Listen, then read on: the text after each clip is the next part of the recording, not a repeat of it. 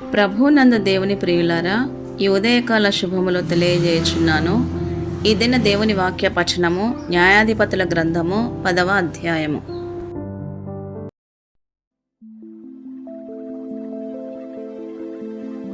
అబీమెలకునకు తరువాత ఇస్సాకారు గోత్రికుడైన దోదో మనుమడును పువ్వా కుమారుడనైన తోల న్యాయాధిపతిగా నియమించబడెను. అతడు ఎఫ్రాయిమీయుల మన్యమందలి షామీరులో నివసించినవాడు. అతడు 23 సంవత్సరములు ఇశ్రాయేలీయులకు న్యాయాధిపతి ఉండి చనిపోయి షామీరులో పాతిపెట్టబడెను. అతని తరువాత గిలాదు దేశస్థుడైన యాయీరు నియమింపబడిన వాడై 22 సంవత్సరములు ఇశ్రాయేలీయులకు న్యాయాధిపతిగా ఉండెను. అతనికి 30 మంది కుమారులుండిరి. వారు 30 గాడిద పిల్లలనెక్కి తిరుగువారు. 30 ఊరులు వారికుండెను. నేటి వరకు వాటికి యాయీరు గ్రామములని పేరు. అవి గిలాదు దేశంలో నున్నవి. యాయీరు చనిపోయి కామోనులో పాతిపెట్టబడెను.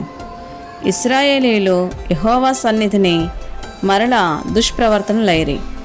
వారు యెహోవాను విసర్జించి ఆయన సేవ మానివేసి బయలులో అస్తారోతు అను సిరియనుల దేవతలకును, సిదోనీల దేవతలను, మోయాబీల దేవతలను, అమ్మోనీల దేవతలను, ఫిలిస్తీయుల దేవతలను పూజించుచూ వచ్చిరి.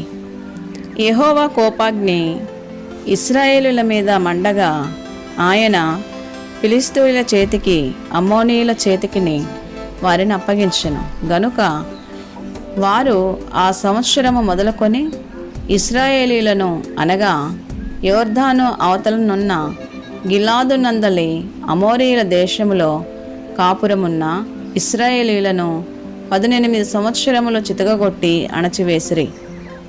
మరియు అమ్మోనీయులు యూదా దేశస్థులతోనూ బెన్యామీనీయులతోనూ ఎఫ్రాయిమీయులతోనూ యుద్ధము చేయుటకు యోర్దానును దాటిరి గనుక ఇశ్రాయేలీలకు మిక్కిలి శ్రమ కలిగెను.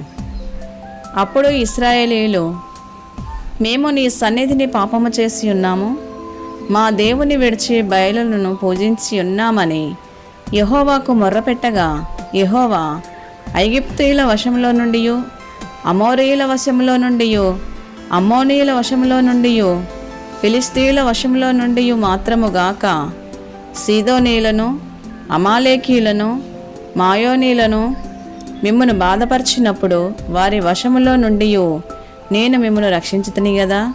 అయితే మీరు నన్ను విసర్జించి అన్యదేవతలను పూజించితిరి గనుక నేను ఇకను మిమ్మను రక్షింపను. పోయి మీరు కోరుకొనిన దేవతలకు మొర్రపెట్టుకొనుడి. మీ శ్రమకాలమున అవి మిమ్మను రక్షించునేమో అని ఇశ్రాయేలీలతో సెలవిచ్చెను.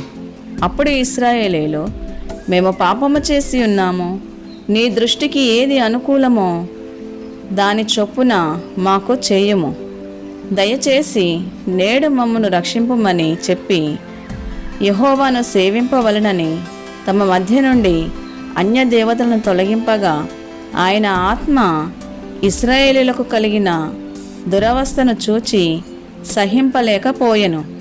అప్పుడు అమ్మోనీయులు కూడుకొని గిలాదులో దిగియుండిరి.